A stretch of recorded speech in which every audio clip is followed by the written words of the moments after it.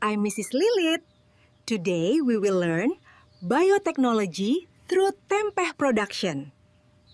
Tempeh is made from soybeans. We soak the soybeans to soften them before processing. Next, we boil the soybeans until they are cooked. Then we remove the skins to prepare them for fermentation. Now we add Tempeh starter containing Rhizopus mold. This microorganism will grow and start the fermentation process.